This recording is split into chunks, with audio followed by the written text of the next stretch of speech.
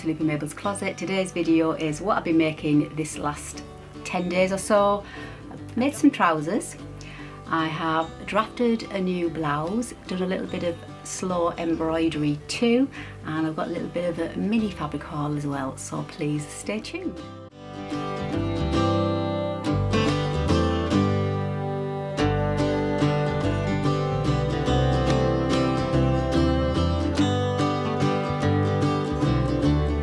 Hi, welcome back, and if you've just found me, please don't forget, hit the subscribe and the bell, and then you'll never miss out on any of my creative content. But before I continue, I've got a very brave smile on my face today. It's been a very upsetting, emotional week. If you follow me on Instagram, you'll probably know that I have lost one of my dear cats, Toffee Pie. He's now gone to heaven. And yes, I'm heartbroken to say the least, but I've got my big girl's pants on and I'm just going to focus on doing the things that I love, try and, you know, if I can at best keep my mind off things. So I don't want to make this video doom and gloom, just so if you're wondering where I've been the last few days, that's what I've been going through. So it's not over, but I'm going to try and stay focused. So what have I been making? See, that makes me smile, so that's good, isn't it? So yeah, so first of all, I've made another pair of the Eve pants. I'll pop some pictures up of everything that I mentioned as well through the video so you can see me wearing them. So yeah, this will be my second pair. I'll just remind you of the pattern. It's the Eve pants by Merchant and Mills. I love their patterns. They are just absolutely brilliant to follow the instructions, and they're just the fit. Well, I find the fit is just absolutely spot on. It is for me. So again, this is my second pair, and I went for size 10 based on my body measurements. Now they're a little bit on the loose side. Now this is before, you know, obviously I made mine in linen, and linen does grow as you wear them, which I know about, but they're a little bit loose on the waist when I made them, so really I think I need to maybe size down to a size 8. My waist is 29 to 30, my hips are 39, so I just went off body measurements. Now this is the second pair I've made in size 10, and I'll show you what I mean by a little bit loose. So I'm definitely going to make another pair because they're just absolutely, I just love them so much. Really easy to make. If you've never made trousers before and you go, oh, shock horror, there's no way I can even try to make some trousers. Yes, you can. They're so simple. I find trousers actually one of the easiest things to make, because you've got your leg front, your leg back, you sew them together, sew the crotch. 9 times out of 10 they've got a waistband and maybe a zip, and that's it. That's all you got to tackle. I chose the ones with the cuffs. As I say, you can see me wearing them. I just like that little turn up at the bottom, and I quite like the fact they're a little bit cropped, just sit on my ankle bone, just perfect for the summer. And yeah, you can definitely have a go at making them. The zip's really easy to insert, waistband's really easy to add.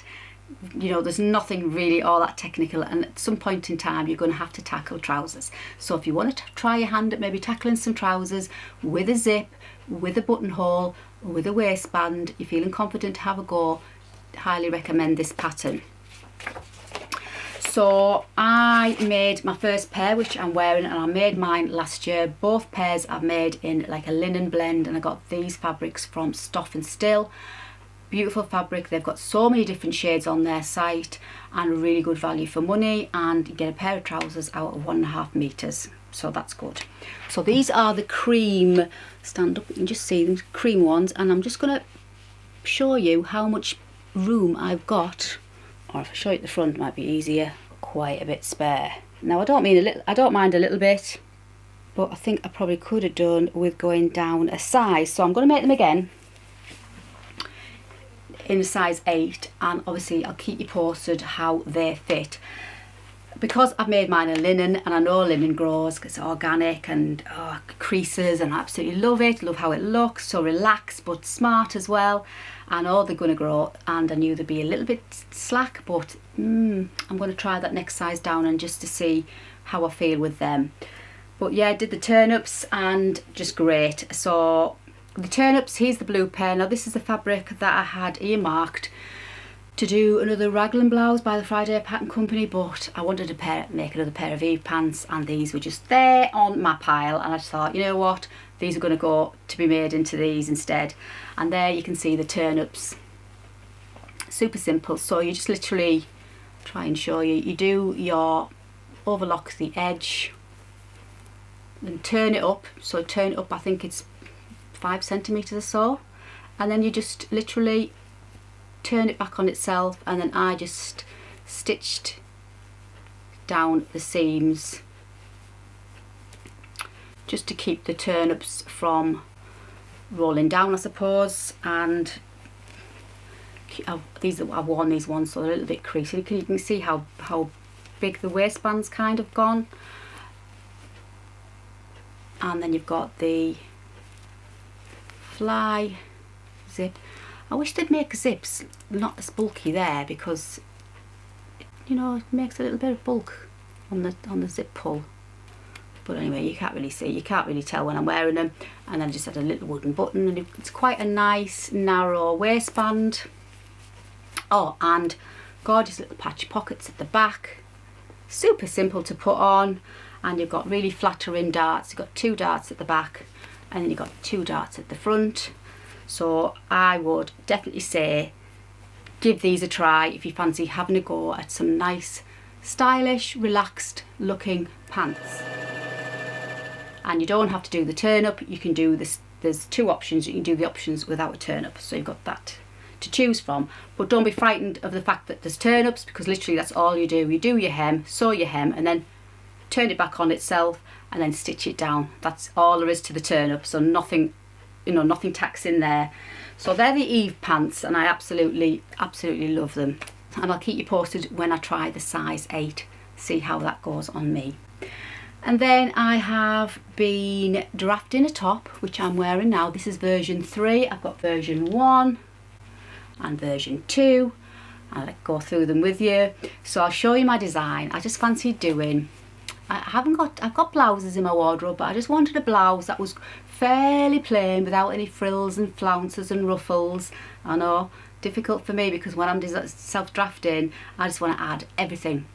Buttons and collars and cuffs and puff sleeves and ruffles and what, you know, what have you. But I have to rein it back, and I thought, Jane, just stick to your diagram. And I find it's easier if I draw a little sketch, then it does help me try and stick when I'm at the cutting table and drawing. So this, and I've called this top the Aula top, and that is my little sketch. Can't draw to save my life, but that's my little sketch. So boxy short top, Raglan sleeves I fancied, with some puffy sleeves and maybe a little cuff. That's it, no darts, nothing. And I was just probably thinking, originally I've got drawn like a little tie back, bow tie back, open and closure type of thing. And I'll show you what I did in the end.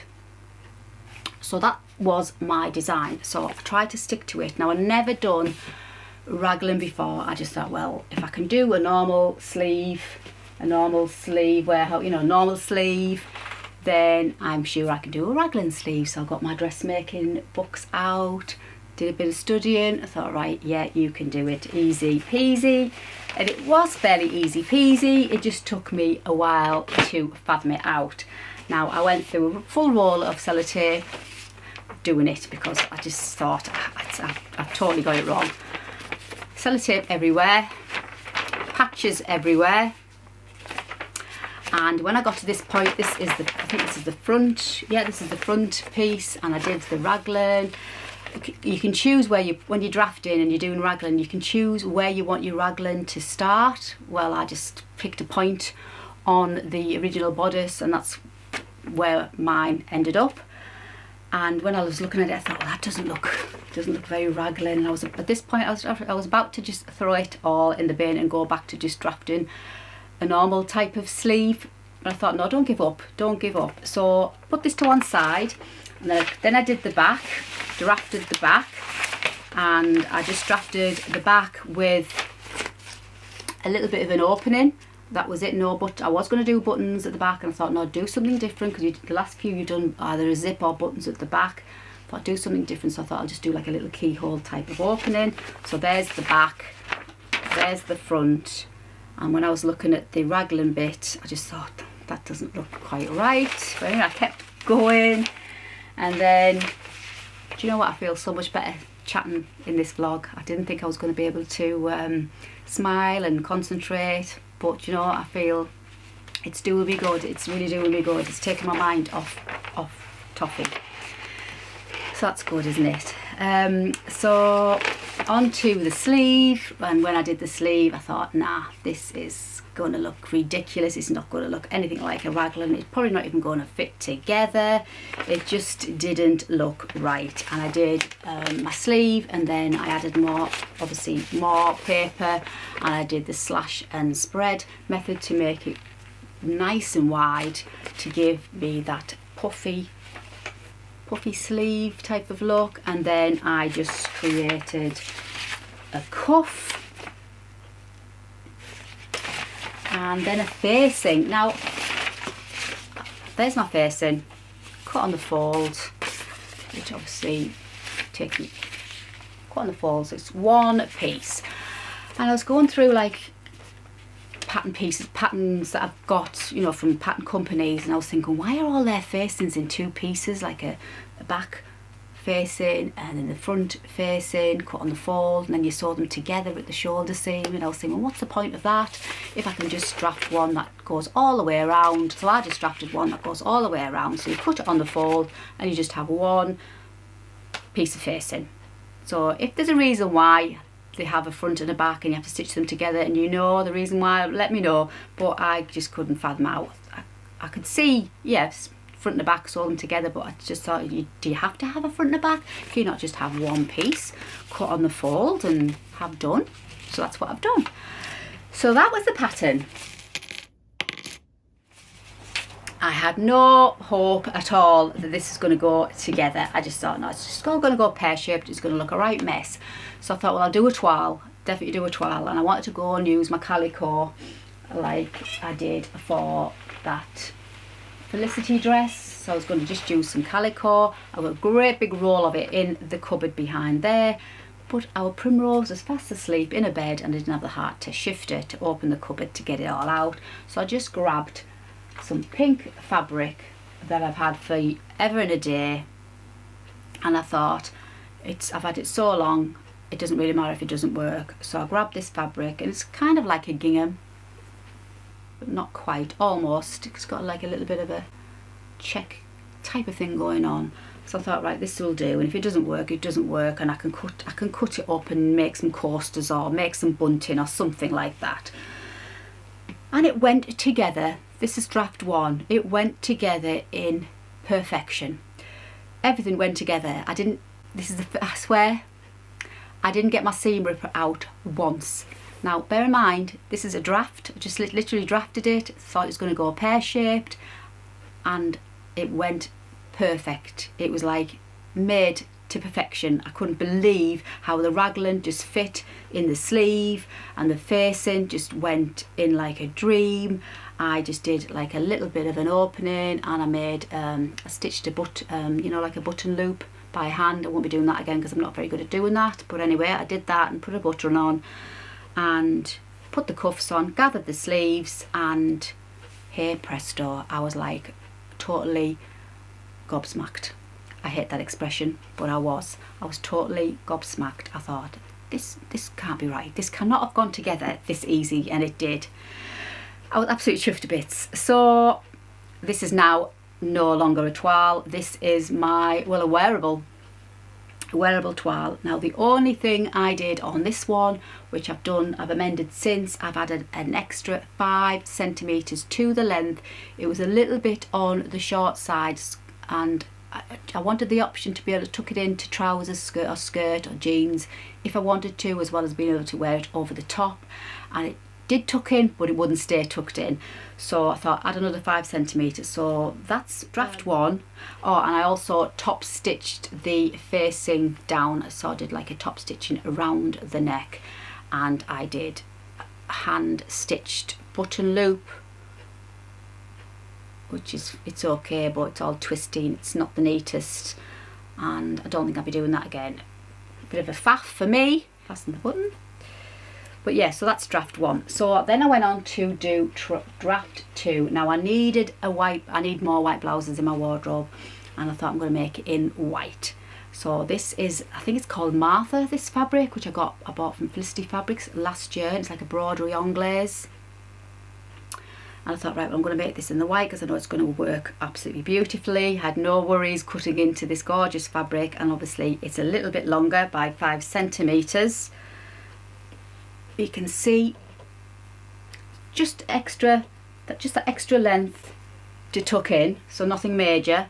And I didn't top stitch the neck on this one. I understitched the facing. Thought I'll try understitching and see how that works. So I understitched the facing and then pressed it and didn't do any top stitching, and it looks really nice. I wore this yesterday, so it's got might have a little bit of makeup on the neck there, but. And then with the back, I just made myself a little rouleau loop, which I put on back to front. Actually, I should have had it on the other way, which is what I've done on this one. And yeah, so this is the Orla top this is the Orla top, which is coming to fruition. As if, I can't believe, I'm still totally speechless on how well it's gone together, from drafting and having a good old few swear words going on making this. Almost went in the bin, it really did, to having this pattern that I can create over and over again. And yeah, so this is version 2, and version 3 is the one I'm wearing in this. It's like, I'm not keen on the fabric. It's just not me. I think it's a little bit too plain for me. I don't even think it's in my colour wheel, but I don't think it's a strong enough, deep enough colour for me. I don't know, tell me what you think. And it's like got this copper gold metallic sheen to it. I don't know if you can see it. And I just thought, oh, it's just a little bit on the plain side for me. So what I did was I did some hand embroidery. I shall show you. I'll just put some pictures up. I'm not very good at embroidery, so I did a few little doodles in my book, just to kind of, I've given myself an idea of what I wanted to do, and then drew it again with some notes on what stitches I was going to use. So I thought, well, I'll do some French knots, lazy daisy stitch I think it's called, and then I did stem stitch, and I was planning on doing that around the neckline, but I just thought it might be going a bit overboard, so I did the hem, and obviously you can see me wearing it, and I'll just give you a little bit of a close-up. So there we go, and I just drew it all on freehand with my heat pen, and literally picked some colour embroidery floss and just went for it. I think I should have gone maybe for a little bit darker on the flower head. You can just about see it. You can see the French knots, but the flower head, I think I should have maybe gone for a darker floss. So I may go over that with pick out a darker corally pinky colour and go over that. But I think it's just livened the top up really well, and I don't think I'll do the neckline. Didn't want it to look too twee, but I really do love the sleeves. Absolutely love the sleeves. Yeah, the only thing I did with the sleeves slightly on version 1, I had the notches to where to start the gathers for just show you. I had the notches to start the gathers a little bit too far out from the seam. So on version 2, and obviously the pattern, I've moved the notches in so the gathering comes a little bit further in to the seam. I'll show you on here. So that was the original notch to gather between there and there, and then obviously I've moved them further out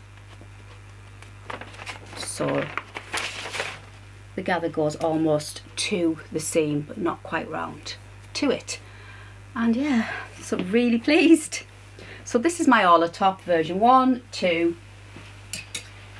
and version 3 with the embroidery on, but this is no different to version 2. And again, I just understitched it. I think with the understitching, obviously you don't need to do the top stitch. I mean, you can still do the top stitch, but I just think the top stitching maybe adds a little bit of handmade look to it, which is nothing wrong with that, but I think you just get a much cleaner line with the understitching, and obviously the understitching helps the facing stay down. I pressed it really well. I even used my wooden clapper. Love this. When you pressed it with the steam and you press it down, it holds the steam in, and then obviously you take it off and it really does keep what you've pressed in place. Amazing. I love this. It's one of those tools that I didn't know I needed until I got one, and now I know I definitely need it. Absolutely brilliant. I'll pop the link for this. I got this from Maven Patterns, this one, but obviously you can get them anywhere, but I got this one from Maven Patterns. It's absolutely brilliant. Solid wood, and you've also got the points to do iron different things as well. So yeah, so I use my clapper.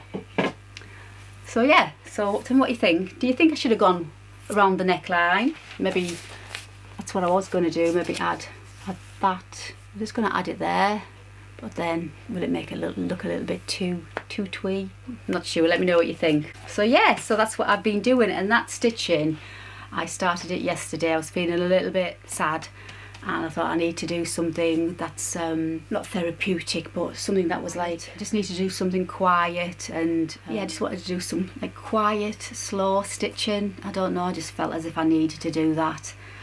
Spent some time in myself, if you know what I mean, and that stitching was just the perfect tonic, and I spent a good 3 to 4 hours just slow stitching it, and I really enjoyed it. I mean, I'm not an expert by any means, and I'll show you up close. Did I show you up close?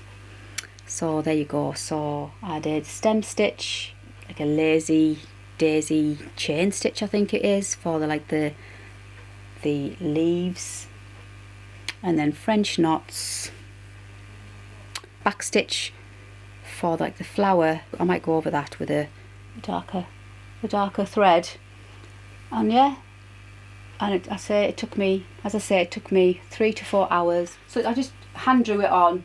I drew a line to give me like a reference point to base my drawing on, and I just based my drawing over and under the line that was drawn all the way around, and that's how it's come to look like that. So that's my Orla top. So I'm super thrilled. So glad I've got this Raglan sleeve now in my pattern library, and I think it's something I can develop and create different things as well. And I'm just wondering if there's enough room to make some sort of like extend it down into a dress perhaps, or shorten it and then add a skirt to maybe a maxi dress. So there's a few options there that I can play with.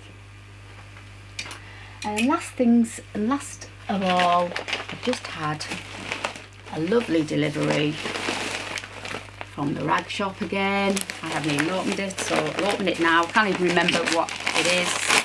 How bad is that? That's bad. Very bad. Rag shop.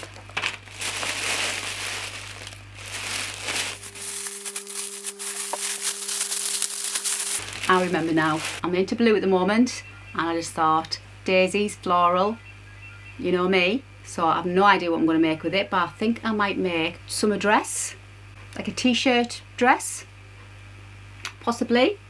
Yeah, so I've got 1.5 meters of the daisy, and then I got this gorgeous check. This is for more the autumn winter, to make maybe a pinafore.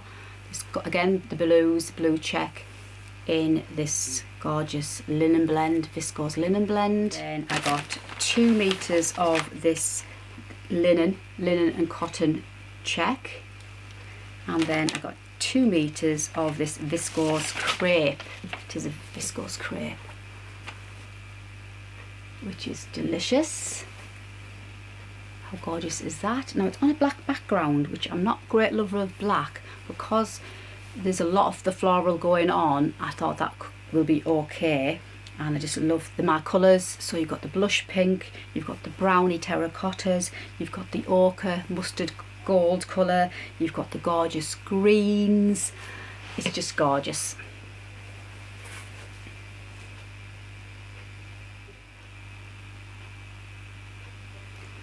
So that is, and it's obviously viscose, so it's got a fabulous drape.